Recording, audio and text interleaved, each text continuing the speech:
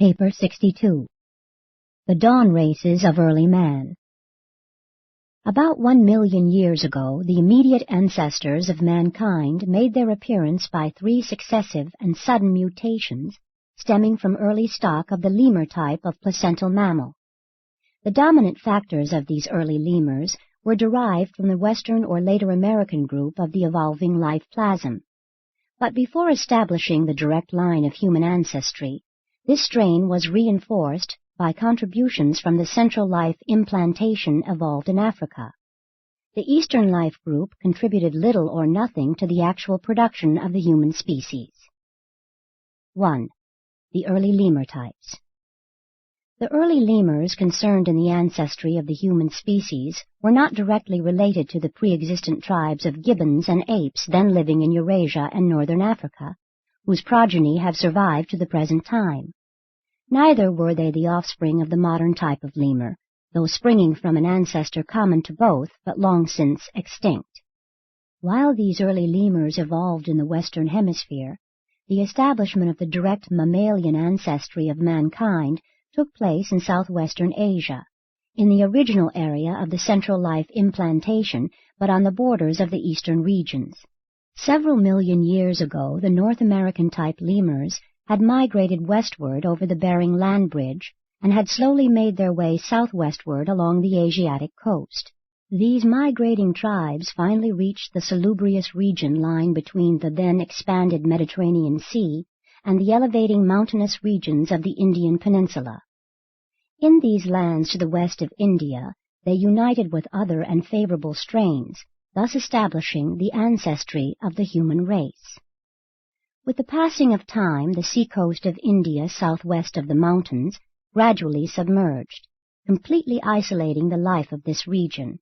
There was no avenue of approach to, or escape from, this Mesopotamian or Persian peninsula except to the north, and that was repeatedly cut off by the southern invasions of the glaciers.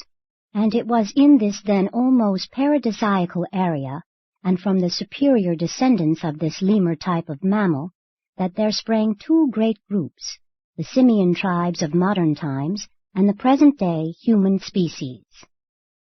2. The dawn mammals.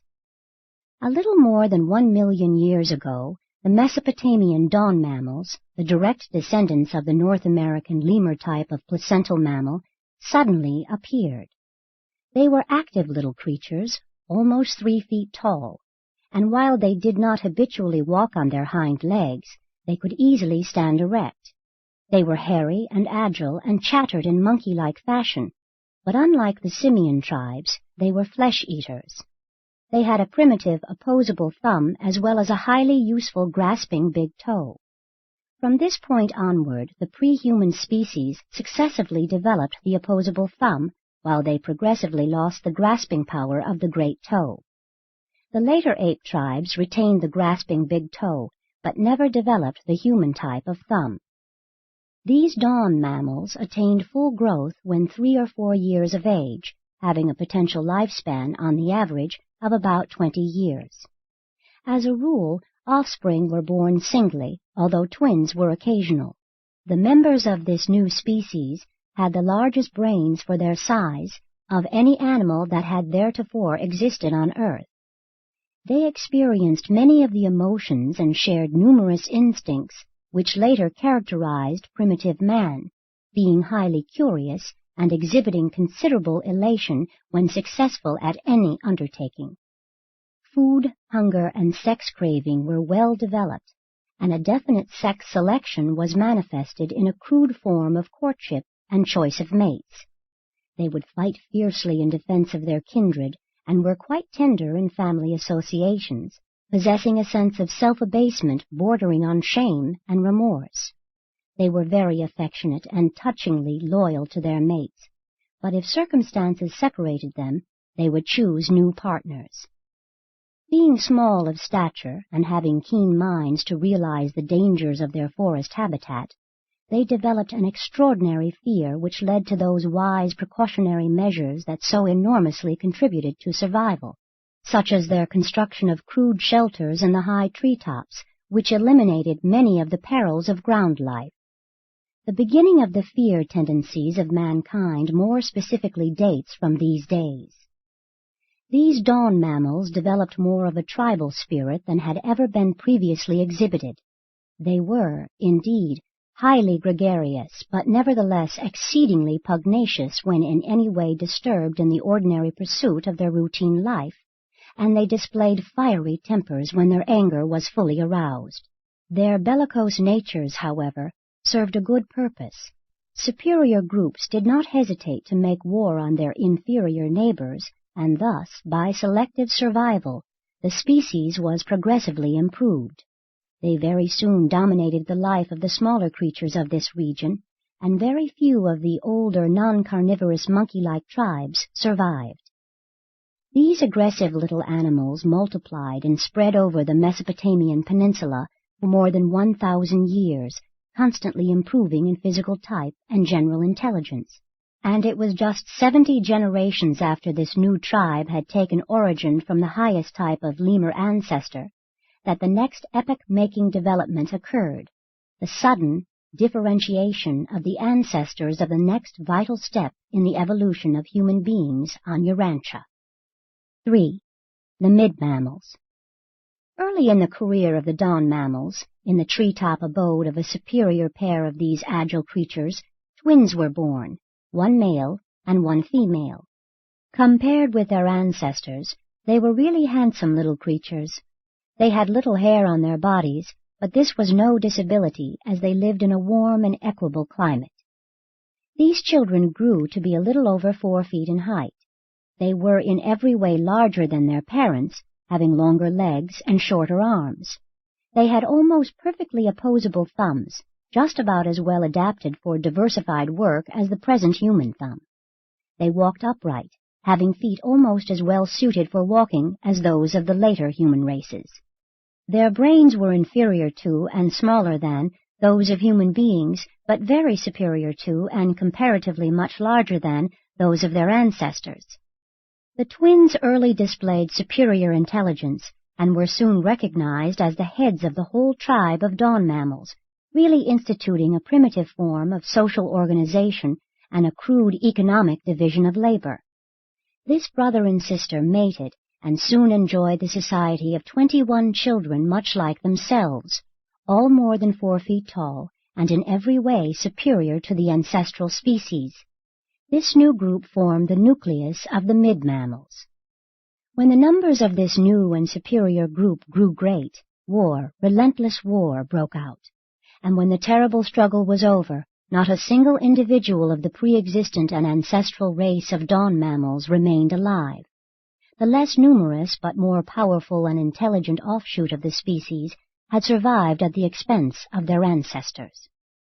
And now, for almost 15,000 years, 600 generations, this creature became the terror of this part of the world. All of the great and vicious animals of former times had perished. The large beasts native to these regions were not carnivorous, and the larger species of the cat family, lions and tigers, had not yet invaded this peculiarly sheltered nook of the earth's surface. Therefore did these mid-mammals wax valiant and subdue the whole of their corner of creation. Compared with the ancestral species, the mid-mammals were an improvement in every way. Even their potential lifespan was longer, being about 25 years. A number of rudimentary human traits appeared in this new species. In addition to the innate propensities exhibited by their ancestors, these mid-mammals were capable of showing disgust in certain repulsive situations. They further possessed a well-defined hoarding instinct. They would hide food for subsequent use and were greatly given to the collection of smooth round pebbles and certain types of round stones suitable for defensive and offensive ammunition. These mid-mammals were the first to exhibit a definite construction propensity, as shown in their rivalry in the building of both treetop homes and their many tunneled subterranean retreats. They were the first species of mammals ever to provide for safety in both arboreal and underground shelters. They largely forsook the trees as places of abode, living on the ground during the day and sleeping in the treetops at night. As time passed, the natural increase in numbers eventually resulted in serious food competition and sex rivalry, all of which culminated in a series of internecine battles that nearly destroyed the entire species. These struggles continued until only one group of less than 100 individuals was left alive. But peace once more prevailed, and this lone surviving tribe built anew its treetop bedrooms and once again resumed a normal and semi-peaceful existence. You can hardly realize by what narrow margins your pre-human ancestors missed extinction from time to time.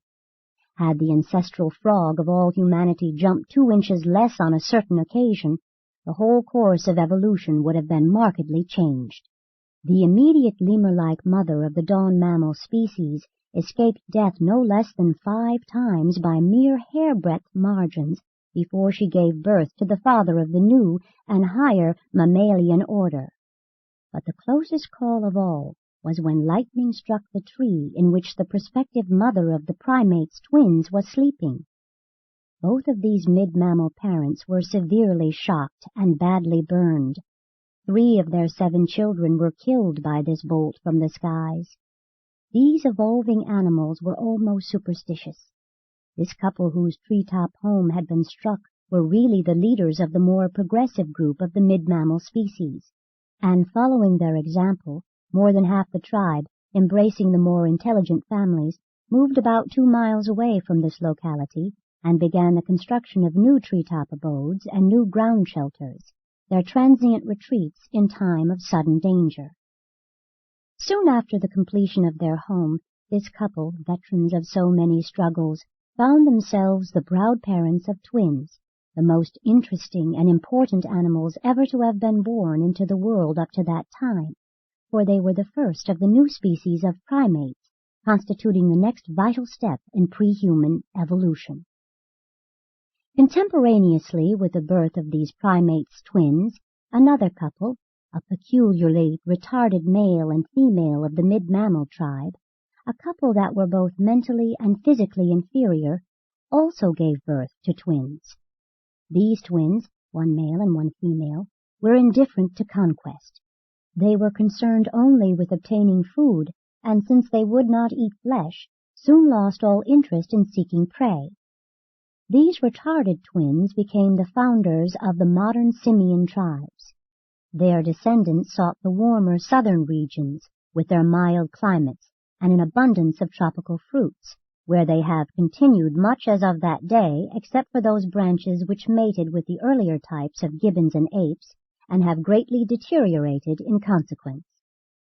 And so it may be readily seen that man and the ape are related only in that they sprang from the mid-mammals, a tribe in which there occurred the contemporaneous birth and subsequent segregation of 2 pairs of twins, the inferior pair destined to produce the modern types of monkey, baboon, chimpanzee, and gorilla, the superior pair destined to continue the line of ascent which evolved into man himself.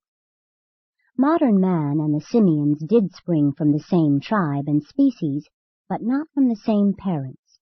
Man's ancestors are descended from the superior strains of the selected remnant of this mid-mammal tribe, whereas the modern simians, excepting certain pre-existent types of lemurs, gibbons, apes, and other monkey-like creatures, are the descendants of the most inferior couple of this mid-mammal group, a couple who only survived by hiding themselves in a subterranean food storage retreat for more than 2 weeks during the last fierce battle of their tribe, emerging only after the hostilities were well over.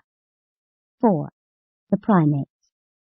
Going back to the birth of the superior twins, one male and one female, to the 2 leading members of the mid-mammal tribe. These animal babies were of an unusual order. They had still less hair on their bodies than their parents, and, when very young, insisted on walking upright. Their ancestors had always learned to walk on their hind legs, but these primates' twins stood erect from the beginning. They attained a height of over 5 feet, and their heads grew larger in comparison with others among the tribe. While early learning to communicate with each other by means of signs and sounds, they were never able to make their people understand these new symbols. When about 14 years of age, They fled from the tribe, going west to raise their family and establish the new species of primates. And these new creatures are very properly denominated primates, since they were the direct and immediate animal ancestors of the human family itself. Thus it was that the primates came to occupy a region on the west coast of the Mesopotamian peninsula as it then projected into the southern sea, while the less intelligent and closely related tribes lived around the peninsula point and up the eastern shoreline. The primates were more human and less animal than their mid-mammal predecessors. The skeletal proportions of this new species were very similar to those of the primitive human races.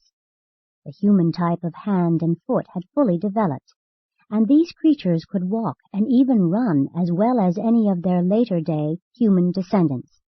They largely abandoned tree life, though continuing to resort to the treetops as a safety measure at night, for like their earlier ancestors, they were greatly subject to fear. The increased use of their hands did much to develop inherent brain power, but they did not yet possess minds that could really be called human. Although in emotional nature the primates differed little from their forebears, they exhibited more of a human trend in all of their propensities.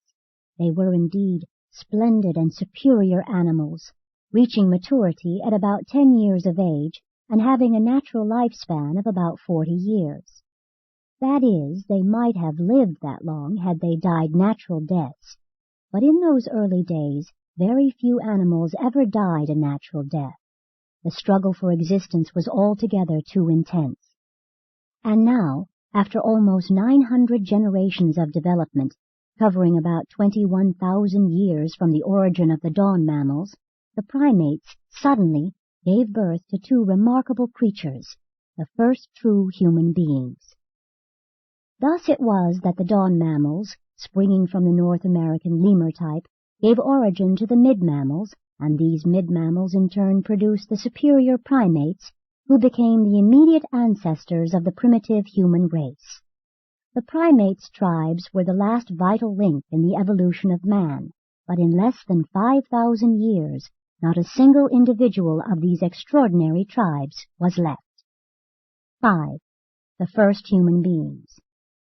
From the year A.D. 1934 back to the birth of the first two human beings is just 993,419 years. These two remarkable creatures were true human beings. They possessed perfect human thumbs, as had many of their ancestors, while they had just as perfect feet as the present-day human races. They were walkers and runners, not climbers. The grasping function of the big toe was absent, completely absent. When danger drove them to the treetops, they climbed just like the humans of today would. They would climb up the trunk of a tree like a bear, and not as would a chimpanzee or a gorilla, swinging up by the branches. These first human beings, and their descendants, reached full maturity at 12 years of age and possessed a potential lifespan of about 75 years. Many new emotions early appeared in these human twins. They experienced admiration for both objects and other beings and exhibited considerable vanity. But the most remarkable advance in emotional development was the sudden appearance of a new group of really human feelings, the worshipful group, embracing awe, reverence, humility, and even a primitive form of gratitude. Fear, joined with ignorance of natural phenomena, is about to give birth to primitive religion. Not only were such human feelings manifested in these primitive humans, but many more highly evolved sentiments were also present in rudimentary form. They were mildly cognizant of pity, shame, and reproach, and were acutely conscious of love, hate, and revenge, being also susceptible to marked feelings of jealousy. These first two humans, the twins, were a great trial to their primates' parents. They were so curious and adventurous that they nearly lost their lives on numerous occasions before they were 8 years old. As it was, they were rather well scarred up by the time they were 12. Very early they learned to engage in verbal communication. By the age of 10, they had worked out an improved sign and word language of almost 100 ideas and had greatly improved and expanded the crude communicative technique of their ancestors. But try as hard as they might, they were able to teach only a few of their new signs and symbols to their parents. When about 9 years of age, they journeyed off down the river one bright day and held a momentous conference. Every celestial intelligence stationed on Urantia, including myself, was present as an observer of the transactions of this noontide tryst. On this eventful day, they arrived at an understanding to live with and for each other, and this was the first of a series of such agreements which finally culminated in the decision to flee from their inferior animal associates and to journey northward, little knowing that they were thus to found the human race. While we were all greatly concerned with what these two little savages were planning, we were powerless to control the working of their minds. We did not, could not, arbitrarily influence their decisions. But within the permissible limits of planetary function, we, the life carriers, together with our associates, all conspired to lead the human twins northward and far from their hairy and partially tree-dwelling people. And so, by reason of their own intelligent choice, the twins did migrate, and because of our supervision, they migrated northward to a secluded region where they escaped the possibility of biologic degradation through admixture with their inferior relatives of the primates tribes. Shortly before their departure from the home forest, they lost their mother in a gibbon raid. While she did not possess their intelligence, she did have a worthy mammalian affection of a high order for her offspring, and she fearlessly gave her life in the attempt to save the wonderful pair. Nor was her sacrifice in vain, for she held off the enemy until the father arrived with reinforcements and put the invaders to rout. Soon after this young couple forsook their associates to found the human race, their primate's father became disconsolate. He was heartbroken. He refused to eat, even when food was brought to him by his other children. His brilliant offspring having been lost, life did not seem worth living among his ordinary fellows. So he wandered off into the forest, was set upon by hostile gibbons, and beaten to death. 6. Evolution of the human mind. We, the life carriers on Urantia, had passed through the long vigil of watchful waiting since the day we first planted the life plasm in the planetary waters, and naturally the appearance of the first really intelligent and volitional beings brought to us great joy and supreme satisfaction. We had been watching the twins develop mentally through our observation of the functioning of the 7 adjutant mind spirits assigned to Urantia at the time of our arrival on the planet. Throughout the long evolutionary development of planetary life, these tireless mind ministers had ever registered their increasing ability to contact with the successively expanding brain capacities of the progressively superior animal creatures. At first, only the spirit of intuition could function in the instinctive and reflex behavior of the primordial animal life. With the differentiation of higher types, the spirit of understanding was able to endow such creatures with the gift of spontaneous association of ideas. Later on, we observed the spirit of courage in operation. Evolving animals really developed a crude form of protective self-consciousness. Subsequent to the appearance of the mammalian groups, we beheld the spirit of knowledge manifesting itself in increased measure. And the evolution of the higher mammals brought the function of the spirit of counsel, with the resulting growth of the herd instinct and the beginnings of primitive social development. Increasingly, on down through the dawn mammals, the mid-mammals, and the primates, we had observed the augmented service of the first 5 adjutants, but never had the remaining 2, the highest mind ministers, been able to function in the Urantia type of evolutionary mind. Imagine our joy one day. The twins were about 10 years old, when the spirit of worship made its first contact with the mind of the female twin, and shortly thereafter with the male. We knew that something closely akin to human mind was approaching culmination. And when, about a year later, they finally resolved, as a result of meditative thought and purposeful decision, to flee from home and journey north, then did the spirit of wisdom begin to function on Urantia, and in these two now recognized human minds. There was an immediate and new order of mobilization of the 7 adjutant mind spirits. We were alive with expectation. We realized that the long-waited-for hour was approaching. We knew we were upon the threshold of the realization of our protracted effort to evolve will creatures on Urantia. 7. Recognition as an inhabited world. We did not have to wait long. At noon, the day after the runaway of the twins, there occurred the initial test flash of the universe circuit signals at the planetary reception focus of Urantia. We were, of course, all astir with the realization that a great event was impending. But since this world was a life experiment station, we had not the slightest idea of just how we would be apprised of the recognition of intelligent life on the planet. But we were not long in suspense. On the 3rd day after the elopement of the twins, and before the Life Carrier Corps departed, there arrived the Nebadon Archangel of Initial Planetary Circuit Establishment. It was an eventful day on Urantia when our small group gathered about the planetary pole of space communication and received the first message from Salvington over the newly established mind circuit of the planet. And this first message, dictated by the Chief of the Archangel Corps, said, "To the life carriers on Urantia, greetings. We transmit assurance of great pleasure on Salvington, Urantia, and Jerusalem, in honor of the registration on the headquarters of Nebadon of the signal of the existence on Urantia of mind of will dignity. The purposeful decision of the twins to flee northward and segregate their offspring from their inferior ancestors has been noted. This is the first decision of mind, the human type of mind, on Urantia, and automatically establishes the circuit of communication over which this initial message of acknowledgement is transmitting."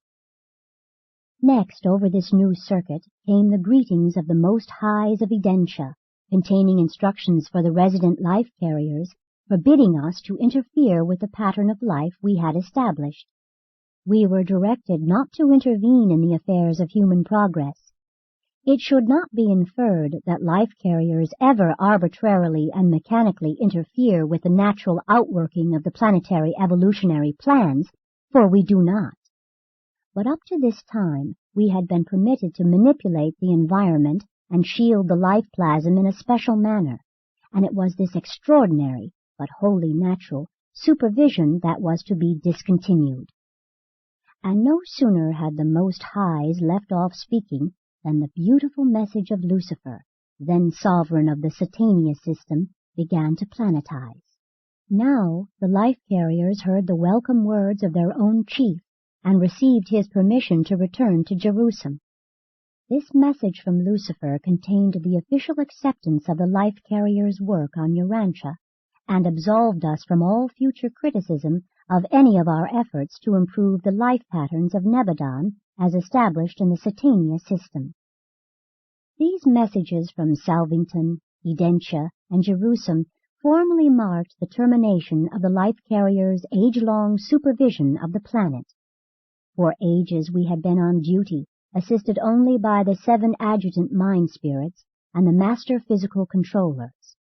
And now, will, the power of choosing to worship and to ascend, having appeared in the evolutionary creatures of the planet, we realized that our work was finished, and our group prepared to depart. Urantia being a life modification world, permission was granted to leave behind 2 senior life carriers with 12 assistants, and I was chosen as one of this group, and have ever since been on Urantia. It is just 993,408 years ago, from the year A.D. 1934, that Urantia was formally recognized as a planet of human habitation in the universe of Nebadon. Biologic evolution had once again achieved the human levels of will dignity. Man had arrived on planet 606 of Satania. Sponsored by a life carrier of Nebadon, resident on Urantia.